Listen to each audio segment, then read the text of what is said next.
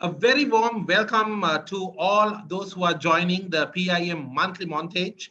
I'm Tarindu Amrasekara, and this is the ninth episode that we are conducting consecutively each month with the ambition and intention of adding value to our PIM students, the alumni members, as well as the wider business community of Sri Lanka. Now, today, we have a very special guest joining us. Actually, we are focusing on a very interesting topic of winning the globalization game. It's a game indeed, but how do you make sure that you come out on the right side of it, benefiting the nation? And to share the success story of a country that has done that with absolute perfection. Of course, despite many challenges, not forgetting the pandemic, which refuses to cease, and that country is none other than Bangladesh. So, to share with us the lessons of the success story of Bangladesh, we have today joining us as one of the panelists, the High Commissioner of Bangladesh to Sri Lanka, His Excellency Mr. Tariq Ariful Islam. Welcome, sir. It's an absolute pleasure and honor to have you. And today we also are indeed honored to have the esteemed presence of the Director of PIM, Dr. Talum Gamage. Dr. Gamage, welcome to the PIM Monthly Montage. Thank you.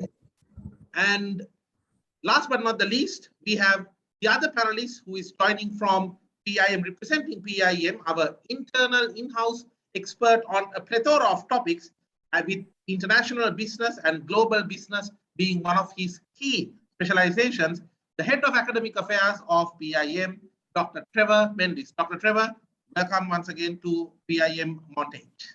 Thank you, Taridu. Good evening.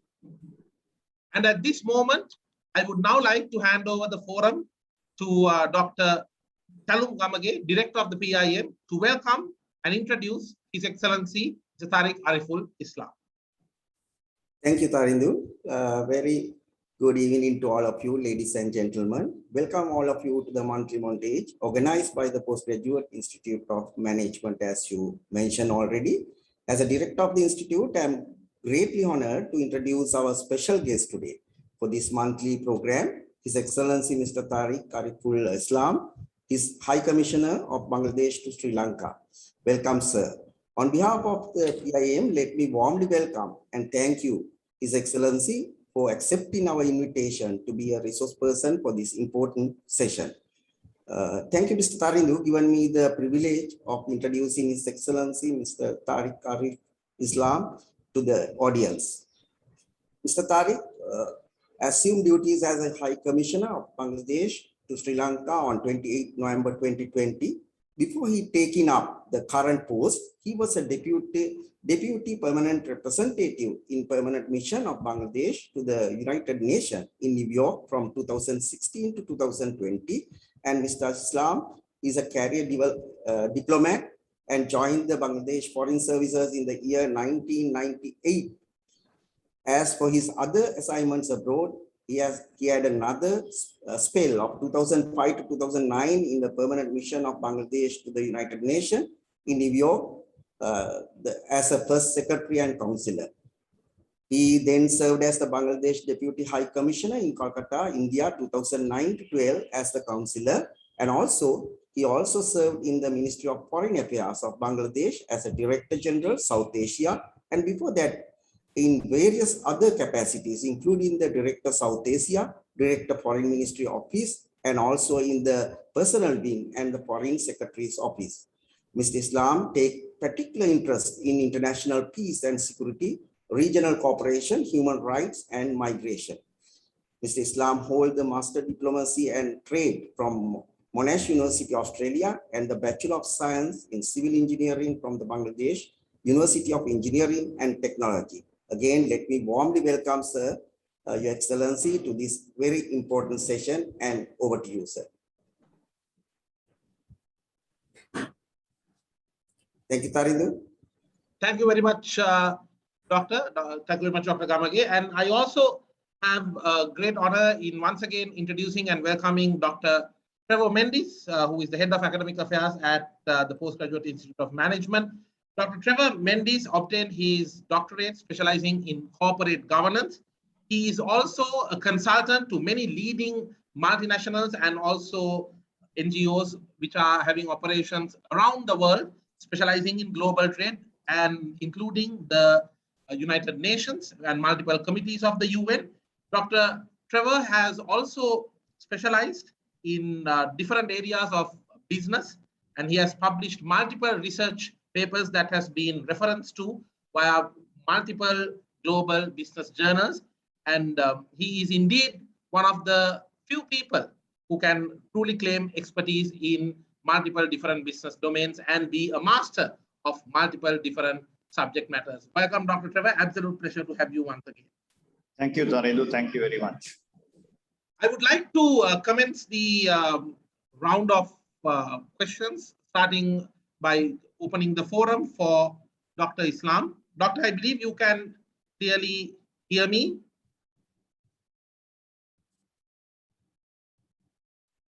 Yes, Tarindu, loud and clear. Doctor, I will be spotlighting you for to be viewed. There you are. Dr. Islam, first question to you in this in our discussion. If you look at the pandemic, indeed, it has created so much of, I would say, challenges for traditional global business, not forgetting a myriad of issues such as the global shortage of containers, the shipping routes being blocked, and so many such issues. In your view, how did Bangladesh face these challenges of the pandemic?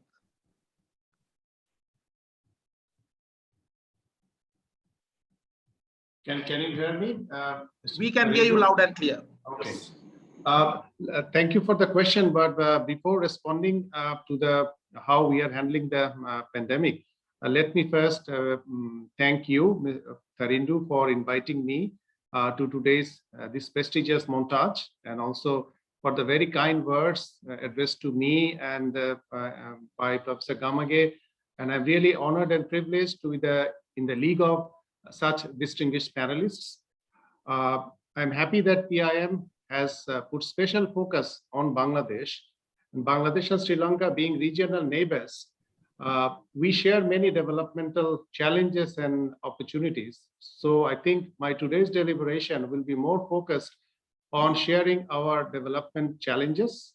And I hope this will have some relevance to the Sri Lankan context. And I'm very honored to see that His Excellency Professor Sudarshan, as High Commissioner of Sri Lanka to Bangladesh, has also joined us. Thank you, Excellency. Very nice seeing you. Good seeing you, Tariq. Thank you. Thank you, Excellency. Now, like any other country in the world, Bangladesh has also been very hardly hit by the pandemic. It has slowed down our economic growth. The pre-pandemic GDP growth was 8.2%, which has come down to 5.8% in the last fiscal year. So how we go for the pandemic management? So after the first wave, the government abandoned the widespread lockdown and adopted a policy of targeted intervention. It was a pragmatic balancing between life and livelihood, where we went for containment of the pandemic without affecting much the economic activities. So we tried so that the economic activities are carried on under the health protocols. So the first thing we did was the awareness campaign. And the campaign message was clear and succinct. It's awareness, not panic. And our Prime Minister, Sheikh Hasina, was the chief panic diffuser. Secondly was the leadership factor. As I've said, the Prime Minister and other political leaders, they faced the pandemic head on.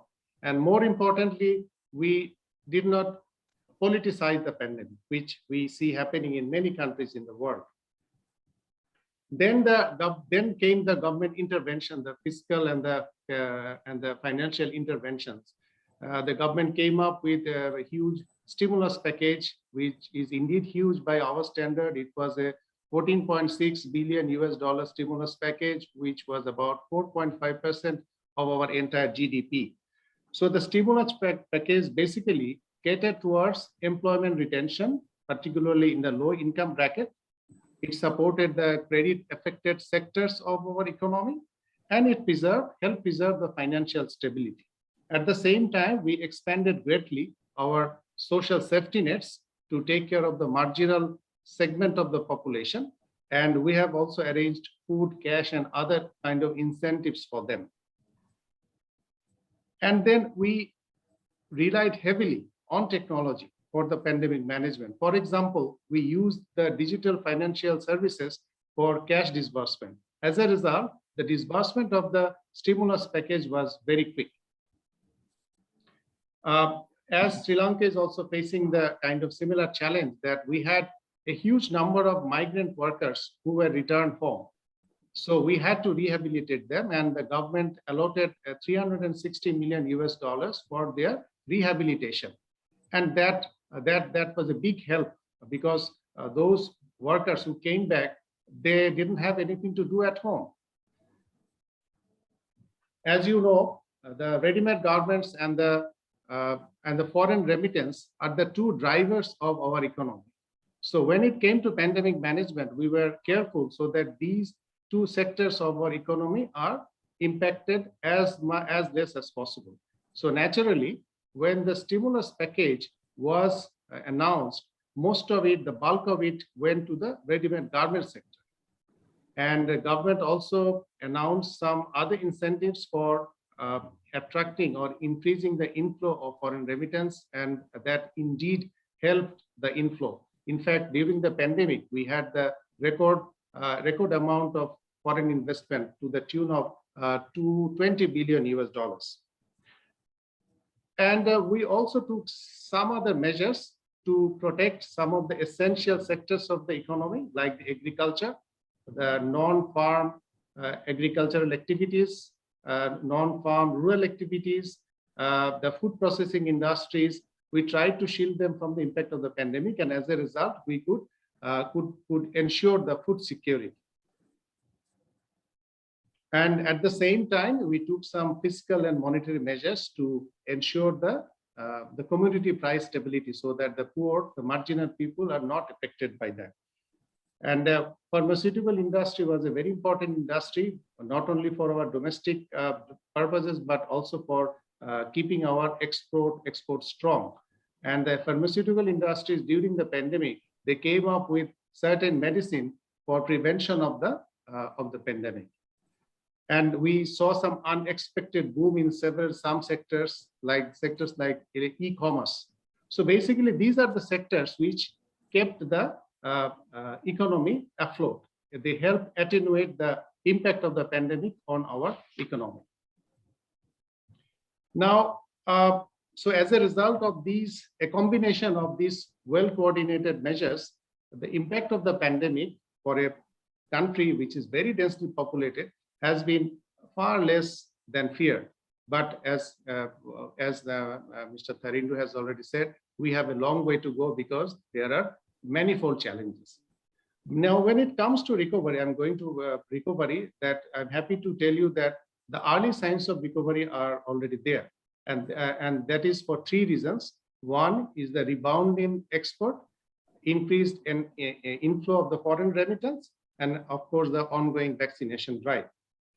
The RMG sector has seen our kind of recovering. I think they are close to going to the pre-pandemic level. One reason is because the rise in international demand for ready-made garments. You know, in the Western world, the pandemic is kind of controlled, particularly in the United States, and the Christmas is coming, so there has been an increased demand for ready-made garments, and also our ready-made garments industry, they switched to different product range, like COVID-related, like PPE manufacturing, and producing some other COVID-related medical accessories like gloves and masks. And the export is bouncing back because our export is the main source of our export is the ready-made garments. So export has also bounced back. And in the first 6 months, the export has gone up by 30% compared to the same export volume of the same period last year. Many of our migrant workers are going back to their places of employment.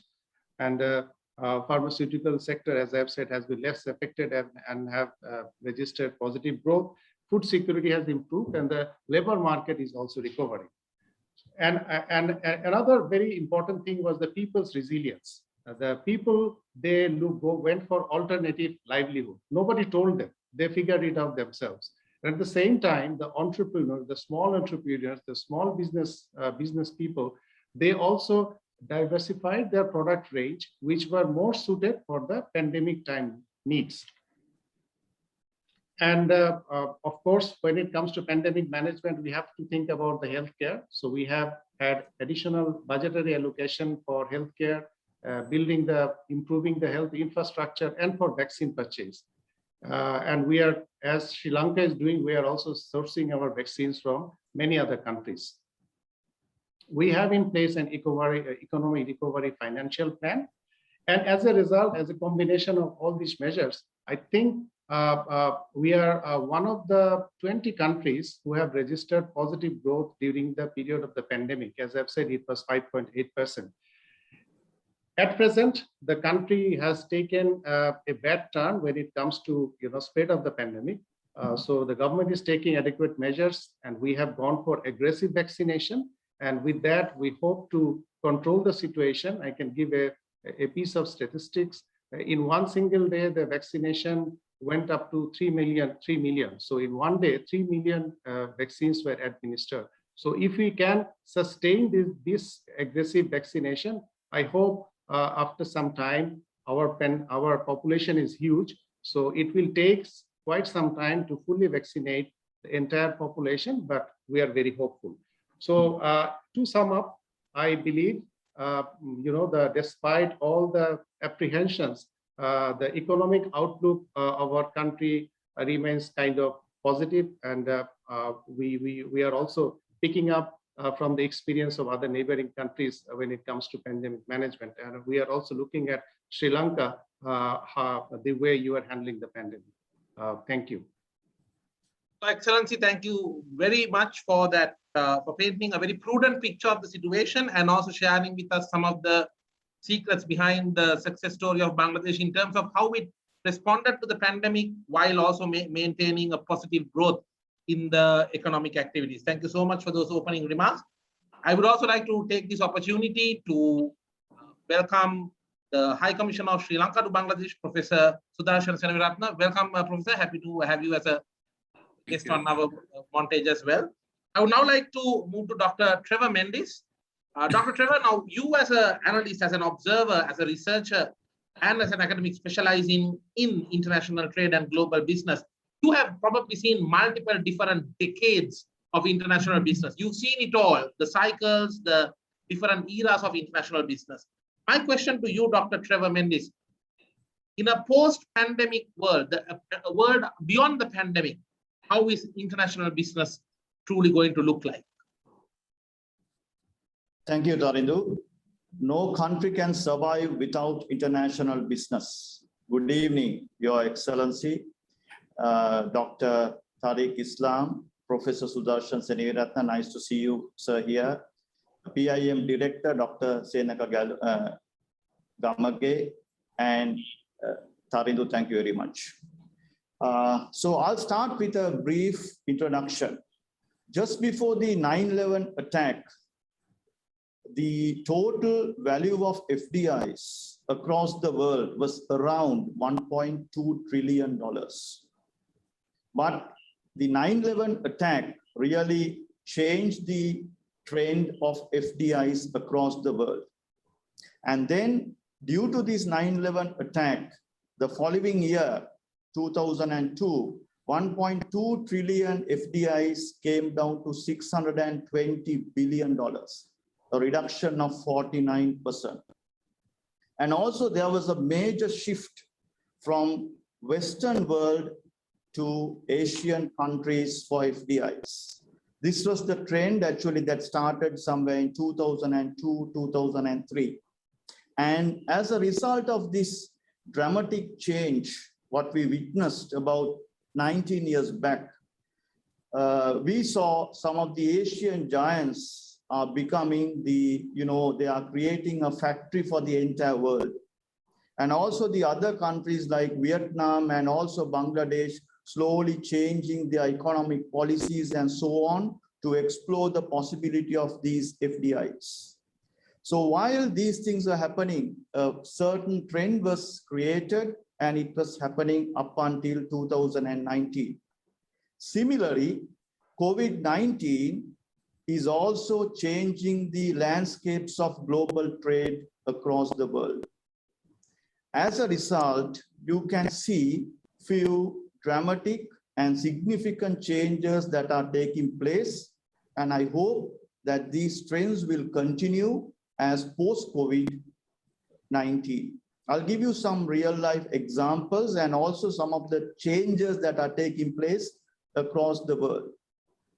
Now, up to 2019, most of the multinationals were of the opinion that China as the worst factory due to low-cost labor and so much of resources and so on. And also they perceived China as, a globalized market as well as a place for globalized production.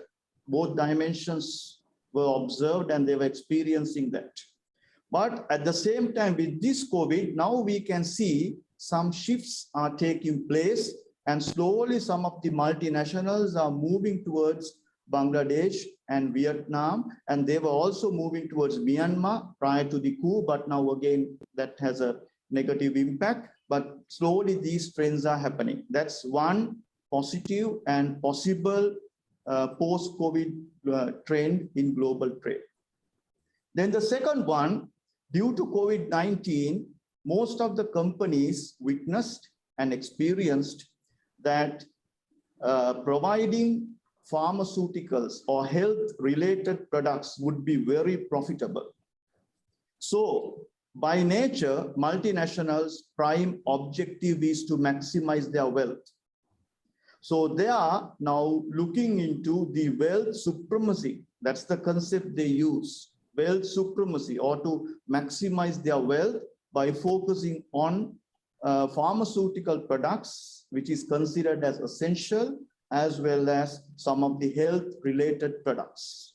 And also, if I quote another example, sometime back, you would remember one particular company sold some of the contaminated milk powder in one of the African states. And then when the kids got sick, they used their pharmaceutical arm to cure those sicknesses, and they were gaining in both ways. I envisage this type of a trend in time to come. Probably even they might come up with various viruses and bacteria in time to come to destroy industries or to create issues within countries, and then they might use their whatever pharmaceutical arm or some other, say some other registered company not coming under the umbrella to cure those sicknesses and bacteria. And this is my envisaged position, what I perceive in time to come in global trade, because 7.4 billion population, even if they capture, and most of the multinationals are into oligopoly market structure. So even if they capture 10% of the market, they would be very well off. Then also another trend would be tech-based or internet-based learning, selling, servicing, and all these aspects. As a result, I read in one article, the demand for internet has gone up by about 52%, it seems, due to COVID-19. Even learning and schooling and, covering the syllabi and all these things are happening using the internet. So the demand for internet has gone up in exponential terms. It's another trend that would be witnessed in time to come. Then also another aspect is also due to these issues, more and more demand would be there for AI, artificial intelligence, as well as robotics and so on, because these things will easily overcome pandemics such as COVID and so on, and robotics will serve the purpose without any issue in time to come. So this can be another possible and probable trend in global trade. Then also another aspect is now due to this certain Asian giants becoming the center of attraction for investments, exports, and so on. Another concept was created with China Plus One strategy. But now I think the trend is slightly changing. It says China Plus Two or China Plus Three. That is basically to spread their investments at least across 3 countries, not only to explore the possibility of comparative and absolute advantages, but also to mitigate the risk to a great extent. And also in time to come, companies will look for shorter supply chains, shorter lead times, and so on. And these are some of the things that we can see in global trade post-pandemic. Dr. Trevor, insightful and detailed as always. And indeed, it's excellent to see how you brought up the current situation, what to expect, what are the possibilities. Some of them are a little controversial, but yes, we live in a controversial world, don't we? And at the same time, how you also saw how technology will play a key role, especially when the demand gets very chaotic, when the demand factors get complex and compounded, the role that technology will have to play in envisaging, in identifying potential future demand, etc. Some very valid thoughts there. Thank you very much, Dr. Trevor. So, Excellency, I would like to ask a very pertinent question, which is something quite pertinent to the Sri Lankan economy as well. One of the perils that our economy has been faced with, in fact, this has been one of the, I would say, very long-standing burdens on our economy, is the over-dependency on certain traditional sectors. Now, if you look at Bangladesh, it's very interesting, as you shared, to see how the economy is beginning to diversify. Now, in the Sri Lankan context, yes, we have a very strong apparel and textile sector. However, over a time period, one of the key industrial revolutions we missed out was what we could call as the third industrial revolution, the semiconductor revolution. Unfortunately, Sri Lanka has not been able to be a key player in that in the value chain of this industry, and hence we lost out on the diversification opportunity. But if you look at Bangladesh, as you very correctly have mentioned in many different forums, while having attention towards apparel, you have also got into so many of the other different industries. For example, shipbuilding. For example, the IT hub that Dhaka is building up over the last few years. How does this shift take place? Because we are not talking about just one company. We are speaking about an entire economy. So many different government mechanisms and institutions moving towards it. How does this really happen? Thank you, Tarendu, for the for the very pertinent question. You're absolutely right. Nowadays we're exporting some products which we could not even think about just a decade ago. For example, we are exporting industrial robots to South Korea, home appliances to India. We are assembling Samsung flagship smartphones. Countries like Germany, as you have said, shipbuilding, countries like Germany and Netherlands are taking ships manufactured in Bangladesh. You have mentioned about being a tech hub. We are now the #2 in the world in supplying online labor. And pharmaceutical, we are exporting to more than 80 countries, and many of them are in North America and the EU. So how did it happen? This has been a conscious policy decision by the government, because Bangladesh is a very densely populated country, one of the mostly densely populated country, and we are not rich in mineral resources. So we could realize that the dependence on agriculture alone is not going to lift such a huge population out of poverty and bring us economic prosperity. So obviously we had to go for industrialization and service sector-led growth strategy, and this led to our export growth. But as it is in the case of Sri Lanka, in the case of Bangladesh also, our export is still dominated by main six exportable items: garments, leather and leather products, jute and jute goods, pharmaceuticals, agricultural products, and frozen food. And in total, they account for more than 92% of our total export. As you understand, that such a small export basket is always risky because they are susceptible to unstable global demand and negative impacts of the terms of trade. So at the same time, we in line side by side industrialization, we had to go for export basket diversification, and it took place in sync with the industrialization because we were looking at both the international market and also the domestic market, because the domestic market has also assumed a sizable segment. So, and then how it happened? It happened in phases. Let me tell you about the phases. So the first move towards industrialization and export diversification started with ready-made garments.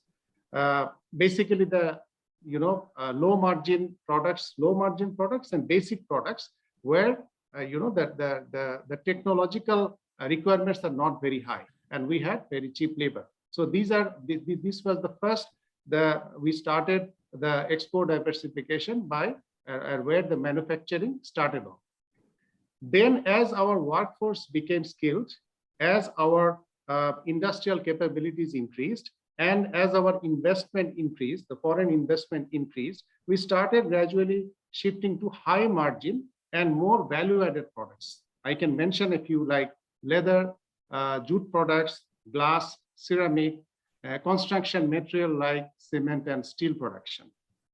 Then, as we moved up the industrial value chain, we started acquiring new technologies, and therefore we started building up the capacity, and we started switching to tech-heavy industries. For example, shipbuilding, pharmaceutical, light engineering, biotechnology, renewable energy, and consumer electronics like smartphones, computer, and electronic components like microchip. And now, as Professor Trevor Mendes has rightly pointed out, with the advent of the fourth industrial revolution, when the apparel sector and the traditional outsourcing services are getting automated, we are seeing another shift, switching to the IT-enabled services. So that is why we are now envisioning a digital Bangladesh where the society will be knowledge-based and the economy will be technology-driven. And the aim was for our IT sector to create a niche in the knowledge process outsourcing market where the prime requirements are creativity, originality, and where there is heavy human involvement. Now, how did we choose this sector? How did we choose the sectors for export diversification?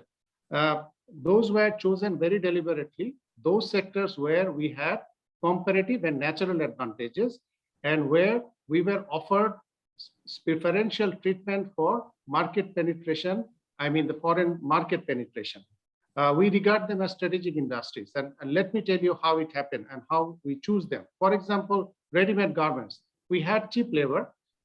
We focused on basic end of the apparel industry, apparel requirement, which was not technologically demanding initially, so we could sustain that. And we went for compliance, and gradually we are now shifting towards high-end and high-value segments of the apparel market. For example, IT. Why did we go for IT? Because we have a demographic dividend. More than 50% of our workforce, of our population, is below the age of 25. And as you know, the younger generation, they are more tech savvy. So we have low cost human resources. And that is why the government is focusing on building the IT backbone. Then the shipbuilding. Why shipbuilding? Because being a river and country, we have strong technical knowledge about shipbuilding. Our domestic demand is growing, and we very strategically chose to focus on a very niche segment of the shipbuilding, where there is less competition. That is the small and medium-sized vessels. Jute, for example, we are the second largest producer of jute, and since there is a demand for eco-friendly natural fiber, we use that advantage for diversification of our jute and jute products.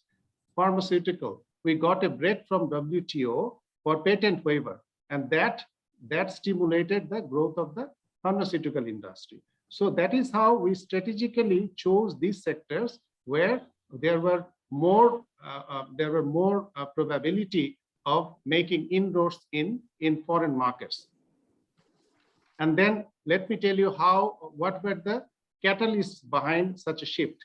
Of course, the first one was the government facilitation, because the government gave policy support for product diversification and also for quality diversification. The government also provided the infrastructure. The government gave the tax break, cash incentives, and the government created the right environment for foreign direct investment. There were several other comparative advantages and strong points of our economy which we capitalized on. One was the abundance of cost-effective and skilled human resources. So we started with our garments factories with the semi-skilled workforce, but gradually we tried to train them up, not only the garment workers, but also other, the fresh graduates and the young generation to support the tech savvy and the tech heavy and the high value segment of the industry. Then our big consumer market played a very important role. It's a market of 165 million people. And as the economy is growing, our purchasing power is growing. So our domestic demand is growing. And as a result, we can set up large manufacturing facilities. So economy of scale is playing out here, which is pushing down the product cost. And that is how we are being more competitive in the international market. Then we have we are using our strategic location between two global economic powers, India and China. So our economy has grown so much that we have enough space for our bilateral partners to take part in our economic development. Then, as you know, we have preferential access from the European market. We are going for compliance. We're greening our industries. We're complying to other industry requirements. Another big catalyst was developing the special economic zones. So we are coming up with 100 special economic zones, 39 high-tech parks, where the global brands are setting up their manufacturing facilities. I can mention a few examples that Honda is setting up a vehicle assembly plant. So is Mitsubishi and Samsung. China, India, Japan, and South Korea, they are having their own special economic zones in Bangladesh. The other thing we did was we invested heavily in research and development. So we were setting up training institutes and design institutes to train our workforce in product design, which you can understand is very important, particularly when it comes to ready-made garments, because we are trying to, we are still, operating at the medium end and the low end segment of the ready-made garments market. We're trying to switch to the high-end market, and if we want to do that, we need to follow the fashion trend, and that is why we are putting a lot of importance on design, research, and development. So basically, that is how the shift has been taking place. As I've said, the export is still dominated by 5 or 6 products, but the shift is taking place very quickly. And I'm sure due to the government's policy facilitation, the export diversification will very much into place, and over-dependence on one few export items will not be there maybe after a few years. Thank you. Wonderful insights there, Your Excellency, and how well you are prepared with the stats, and also the story definitely continues to amaze me, and I'm sure the rest of the audience as well. Thank you so much. Dr. Trevor, I want to discuss with you about a burning issue in the global supply chains and the logistics sector, which is this acute shortage of containers. In fact, we all know that the prices of containers and shipping of containers from Asia to Europe, mind you, from the supply house to the customer house, has skyrocketed. And this is a problem that will affect not only Sri Lanka and Bangladesh, but the rest of Asia as well. Now, what exactly has led to this problem, and what will be the impact of that on the long-term recovery of the Asian economy? Yeah, thank you, Tarindu. Actually, not only that, there are a few other reasons as well. I will explain one by one. So whatever it is due to COVID-19, the impact of COVID over the shipping and the logistics industry has been very negative.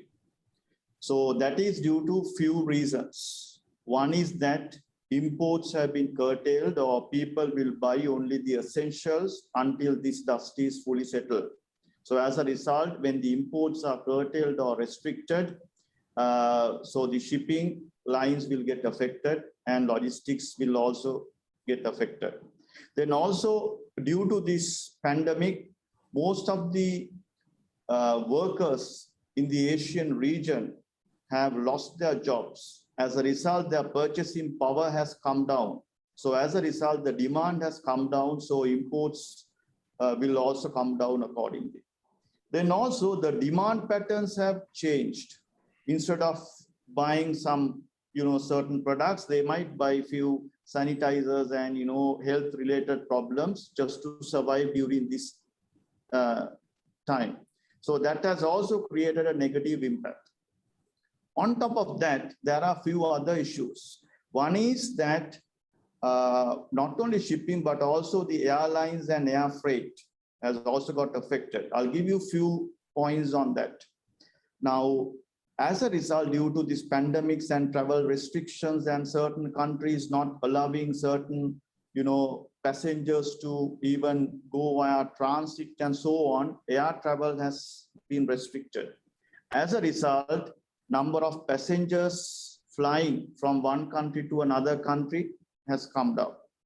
Then also, if you see the, prior to this COVID-19, the ratio or the composition of passenger and cargo was around 70 to 30%, 70% passengers and 30% cargo. Now, due to low number of passengers flying, the rate, so, the freight forwarders and the other people are trying to cover part of that passenger income through cargo. As a result, the demand for cargo, it has gone up and the prices have gone up. Then also another aspect is, as you correctly said, due to restriction of imports and various other products into this Asian region, especially due to the COVID pandemic in India, that has affected the neighboring countries like Bangladesh, Sri Lanka, Pakistan, and so on, Nepal, and so on. Most of the trade is taking place, or shipping is moving from China to America as well as the West. As a result, we do not get so much of empty containers. So as a result, the demand for empty containers has gone up and the price has also gone up accordingly.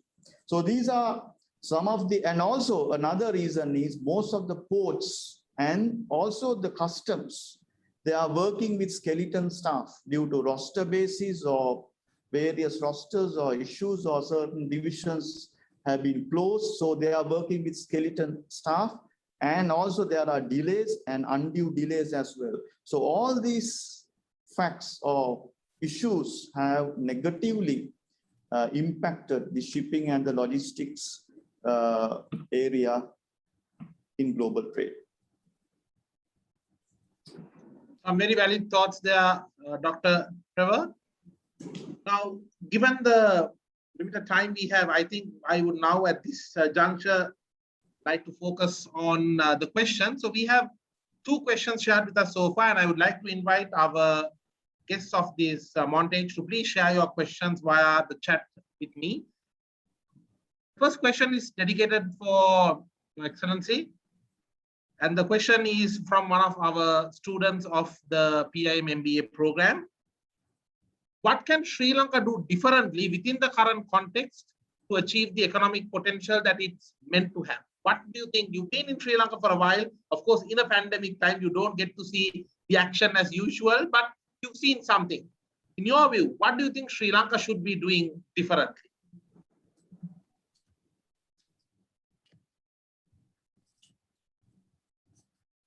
Yeah, thank you, Tarindu, and thank you for the question. Yes, I have been in Sri Lanka for not so long, 7-8 months, and as you have rightly said, I haven't seen the Sri Lanka, the real Sri Lanka. I mean the pre-pandemic Sri Lanka. So I'm sure the pre-pandemic and the post-pandemic, or in the middle of the pandemic Sri Lanka, these are the vastly different scenario. And as I've said, all the countries of the world are affected by the pandemic, including the the first world countries, the most developed countries in the world. So when it comes to countries like Sri Lanka, Bangladesh, who are not within the first world country category, so the difficulties, the troubles are manifold, and we have to understand that. And so it may not be very proper for me to suggest what Sri Lanka should be doing, because I'm sure Sri Lanka is doing it right. They know about the challenges very much, and particularly in case of Sri Lanka, the challenges could be a little different from the kind of challenges we are having. You being an island nation, your focus, your drivers of economy are a little different from those of Bangladesh. For example, your reliance on tourism sector is much more than our reliance on tourism sector. So I understand this is one of the top three sectors of your economy. So I'm sure the pandemic management, as it is unfolding in Sri Lanka, I see that there is very lot of focus on opening up the economy to attract the foreign tourists. So, and the other day we were having a discussion among the South Asian ambassadors, and we were sharing views. We were looking at Maldives, how they are opening up the tourism sector, because they are also heavily dependent on foreign tourists. So I'm sure that will be one area of what Sri Lanka should be doing, and I see the right steps are being taken. And the other sector of your economy, the driving or the pillar of your economy is, as it is in our case also, the reliance on ready-made garments. So I think we are operating in two different segments. As I've said, we are basically into the low end and the medium end market segment of the global apparel market, while you are focusing on more on the high end segment. And the feedback that we are having from some of the garment manufacturers, the big garments manufacturers, that you are also recovering, because maybe after the first wave, the garment sector, the factories, they were allowed to operate under strict health guidelines. So that is, I think, we have done maybe the similar thing. Maybe we opened up a little earlier than Sri Lanka, but I think the trend, the approach remains the same. You let the garments, the apparel industry operate, because they bring you the export earning. So I think in your case, I don't know fully about what is the situation of garment factories in Sri Lanka now, but I have a next door neighbor who owns a number of garment factories, and he was telling me the other day that for many months now, I think they are operating close to the pre-pandemic level. So I think the government has taken the right decision for allowing the garment sector to operate. And when it comes to the general population, I think you are better off, because your per capita income is a lot higher than our per capita income. So perhaps the support that your population require from the government could be a little less than what our people require. And your social indicators, your health indicators, your health system, these are one of the best in South Asia. So that, I think, that puts you in a better position. And what we see when it comes to vaccine pandemic management, I see that there's a very aggressive vaccination drive going on. So given the size of our population and the rate of vaccination and the rate at which the vaccination is being administered, I'm pretty hopeful that in a very shortly, in a very short span of time, majority of your population will be brought under full vaccination, and that will create the ground for opening up the economy. Very aggressively start the recovery process. And once it happens, I mean, once the your export. In some statistics, I saw that many of the big business houses in Sri Lanka, they are in their first quarter or in the second quarter of this year also, they have registered very positive growth. So I believe there is the government facilitation and the public-private partnership, which is working very well in Sri Lanka, and I'm very hopeful that soon you will be able to overcome the debacles. As I've said, this is not only Sri Lanka, it's the entire region. So perhaps we have a lot of similarities when it comes to pandemic management and recovery, but there are some different areas where each country is approaching those sectors in a different way.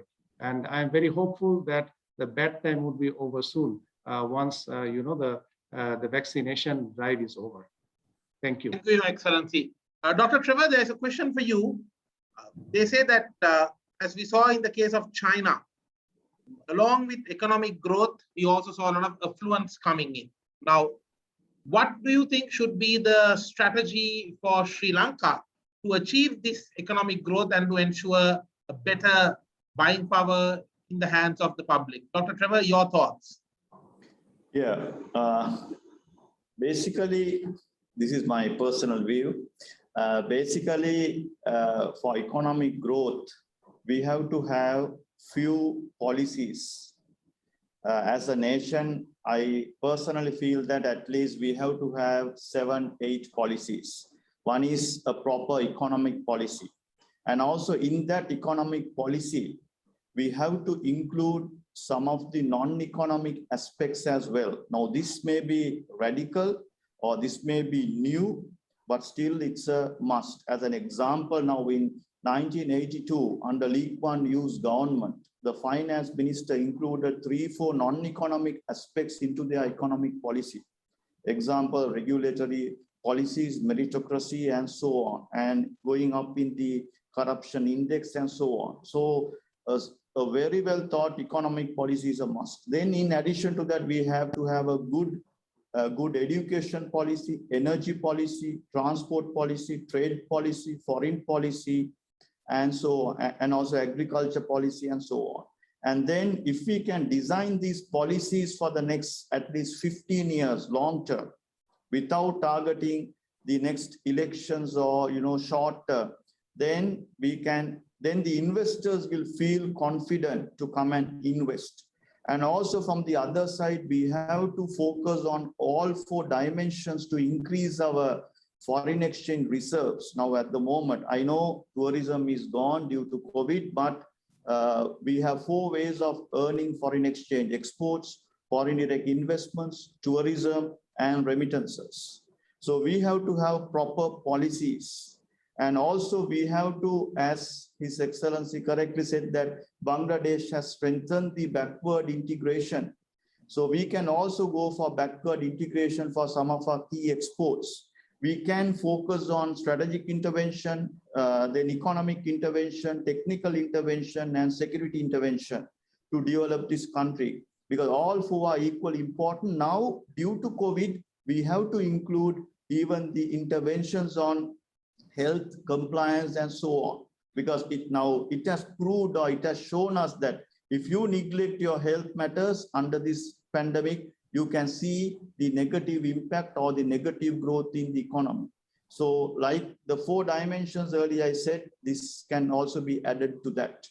And also we have to think about all these things and then put them into action, like internally and externally. As an example, we have to set the standards. We don't have proper standards and we have to improve quality. If we are competing in the global market, we have to have not 100%. I personally feel it has to be 105%. Now, I'll give you a very good example. If you take our apparel industry, just like the Bangladesh, our rejects are around 4%. Now, we have been providing training, in-house training, outbound training, on-the-job training, and all sorts of training for this. But I don't think that any machine operator or Juki operator knows the level of global competition while they are working in the factory. So we have to educate them and enlighten them about the, the competition. Then also I can give you another example. We have to expand the export basket without depending on apparel and tea and few other products. I'll give you a very good example. When GSP was re-granted in March 2017, if I remember right, I did a small research and I gave my first single interview to one of the newspapers. And while doing the desk research, I found that the total quantity of imports to European Union countries was around 7,500 billion euros. And under GSP, we had 726 items, if I remember right. So I suggested at least to select 20 products where Sri Lanka can export and try to grab at least 1% of that total imports, which is 75 billion euros, which is much bigger than our present GDP, my dear friends. So like that, we have to have some bases and have meticulously planned strategies, very well thought strategies, and then launch it, implement it with policies. And then companies can formulate their strategies within those given policy frameworks for 3 to 4 years for their strategic plans, and then take country to greater heights. So a lot can be done with proper policies and proper strategies and so on. And also another thing I want to focus on, we have to add value. Value addition and augmentation would be key in time to come. And also another area is re-exports, right? And so many things, integration of all these activities, strengthening the backward as well as, if possible, even the double backward integration. So much of things can be done to take Sri Lanka to greater heights. Thank you, Tarun. Thank you, Dr. Trevor. Thank you for that very passionate statement and insight from your end. Your Excellency, I have two questions. I'll present them both to you in the interest of time, and you could probably touch upon them briefly on both. Number one, you mentioned about this very a marathon of a vaccination drive, and what were the success factors in driving such a massive vaccination program, and what kind of communication was done for the public to make them adopt this drive? And also, there's a very interesting recent remark about avoiding the Chinese debt trap, how Bangladesh does not want to fall into the Chinese debt trap. This is a statement, I believe, made by the government of Bangladesh, and it was very widely discussed. How exactly did the government of Bangladesh manage to stay away from the Chinese debt trap? Two questions, one about how you got the vaccination drive successful, and number two, how the Chinese debt trap was avoided. I know it's a very vast, two vast topics, but if you could just briefly share some thoughts with us. And Professor Senaviratna, hopefully at the end of this answer, you would be able to address us for 2 minutes and address the forum. It will be a great honor, sir. Thank you. Your Excellency, over to you. Thank you, Tharindu. Thank you very much for the interesting questions. Now, the massive vaccination. This is not very new to us, because Bangladesh is globally known for its immunization, mass immunization. We have been a world leader in mass immunization for many years now. So we basically, reenacted that capacity. We have got community healthcare systems in place in Bangladesh, which takes the service to people's doorsteps. So that mass immunization system, the mechanism that we have in Bangladesh, that has been pressed into service. So it's not a surprise that we have been able to. That means we have the capacity. So it's a question of the stock of vaccines we have. As I have said, in one day we could vaccinate 3 million people.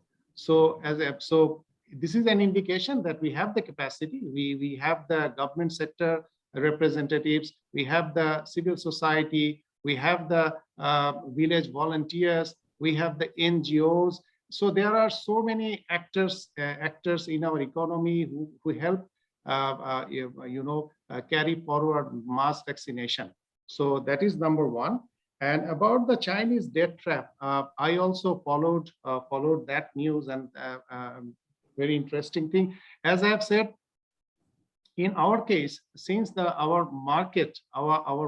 consumer market has grown significantly, as I've said, it's a market of 165 million people. So our external dependence has kind of gone down. So our own domestic market, it becomes a kind of insulating factor. It can insulate us from many of the external shocks. And again, as I have pointed out in one of my in responding to one of the questions, the main questions, that we are since that we have the economy is big, we have the economic space for our close bilateral partners to play a role in our economy. So, for example, China, India, Japan, US. All our very close bilateral partners, they are having a part in our economic development. Some of them are developing our ports, some of them are developing our other infrastructures. Russia, for example, is building our first ever nuclear power plant. So that is how it's a kind of, everyone is having some stake in our economic development. So this is a kind of balancing that which is taking place in Bangladesh.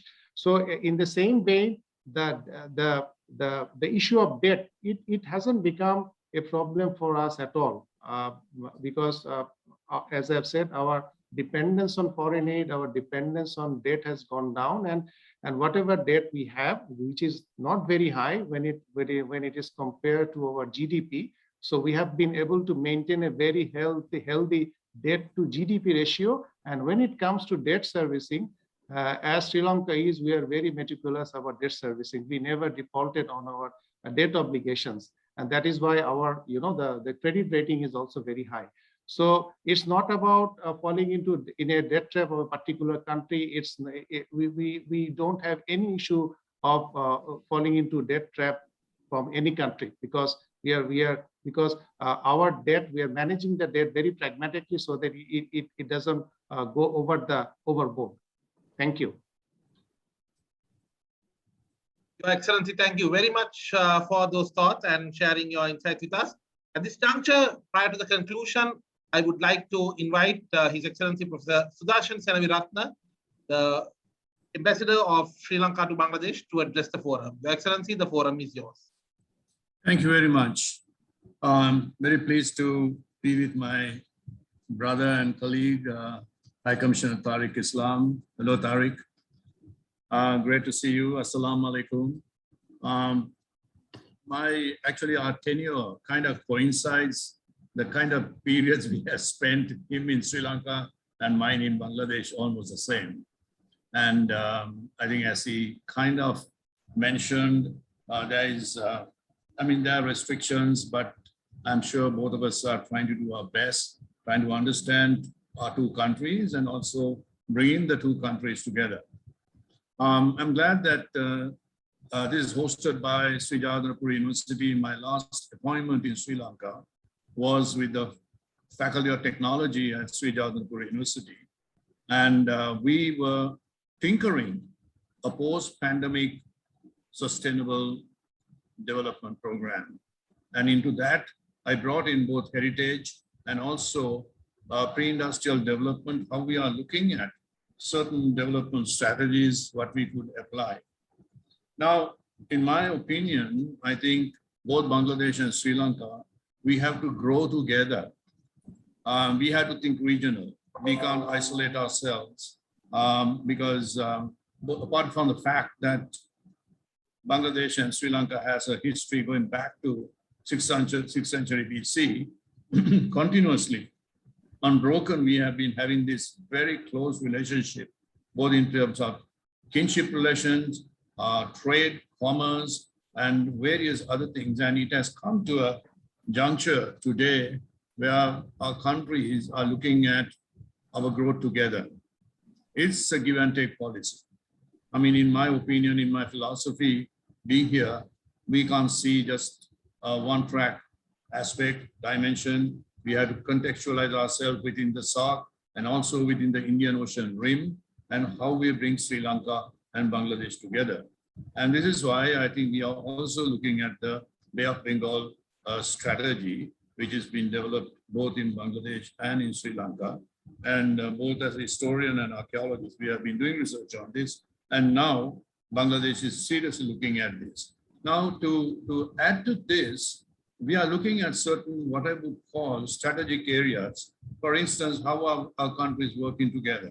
We are looking at the working of the PTA, the Preferential Trade Agreement, which is really a good thing, because we are trying to bind ourselves to log on to each other and how we can progress from there.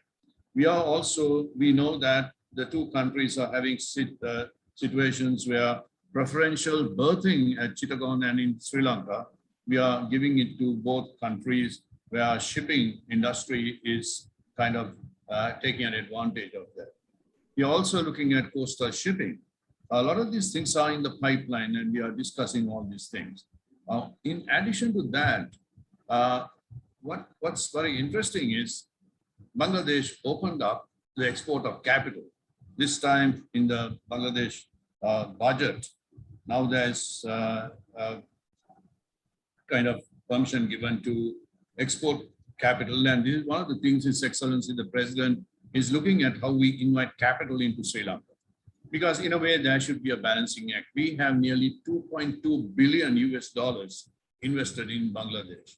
That is probably the highest investment overseas by Sri Lankans.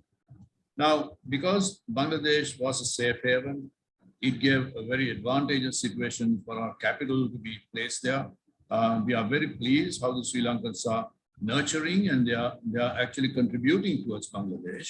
And in the same way, I think Bangladesh will also come to Sri Lanka, invest there. And I know that there are pharma industries, there are other industries who are looking at that. People have been talking to us about that.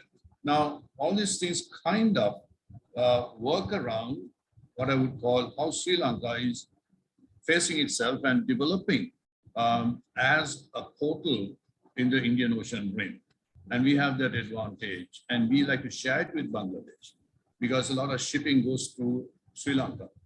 There are redistribution and also semi-products that are to be kind of the final products to come in Sri Lanka.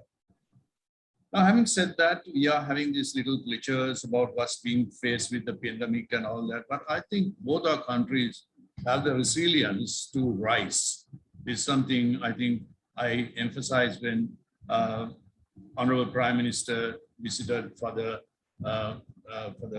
Bangladesh celebration of His Excellency Mujibur Rahman's period and all the Independence Day. What we told us, how we work together. It is a kind of a solidarity we have built up. Now, we have both countries have risen from various very disadvantageous situations. Both countries have gone through terrorism.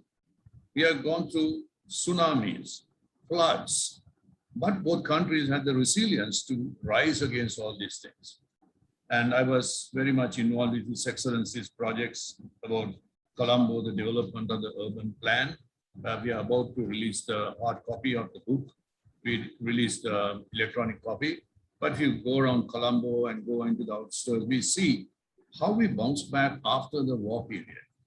So I'm having a lot of faith in both countries. His Excellency explained how they are overcoming all these things with a very positive attitude. I mean, these little glitches we are having with the pandemic, I think we as a nation and with friends in Bangladesh, I'm sure we'll be able to work on this and work together as a kind of a movement towards solidarity in South Asia. Thank you very much and good luck. Thank you very much, Your Excellency, for those wonderful thoughts. I would like to just request a quick moment to grab a screenshot of this wonderful discussion which we have had today. If I could have your best smiles, I think with all gentlemen, I think that would be great. Dr. Kalum Gamage, I would like to request you to just share a few words of concluding remarks so that we could end up today's forum. Thank you very much, Tarindu. I think it's a very, very interesting and very good discussion. Actually, I forgot to welcome our Excellency Professor Sudarshan Senaviratna. I was not seeing you, sir. I am also from the University of Jayawardhanapura, just took over the PIM as a director. So meantime, I think both of you are doing marvelous job for both countries and trying to accommodate the situation and trying to accommodate our economy, to grow our economy and so forth. So we are really happy to see both of you and your thoughts. And also I must thank Dr. Trevo giving a wonderful introduction or the wonderful thoughts of various kind of activities. So thank you very much, gentlemen. Thank you very much. Thank you very much, Dr. Kalum Gamage, for those thoughts. And yes, with that, it is time now to conclude today's proceedings of the PIM Monthly Montage 9th episode. And until we meet you in September with the 10th edition, which probably would have a very interesting twist, it is time to say good night and thank you very much for joining in. And once again, Your Excellency Tariq Ariful Islam, sir, it's a pleasure to have you. Thank you for accepting our invitation and joining us. And Your Excellency Professor Sudarshan Senaviratna, thank you so much for joining the forum as well. Dr. Trevor Mendes for sharing your excellent insights and adding so much of color to this discussion. And once again, Dr. Kalum Gamage for taking time off your busy schedule and being here to address and welcome our proceedings of the evening of today. Thank you so much. And once again, and also a big thank you to all the guests who joined us, our students, members of the wider business community. Thank you for joining us. We hope this was a value-adding session, and we will see you next month with the PIM Monthly Montage, episode 10. Thank you and good night.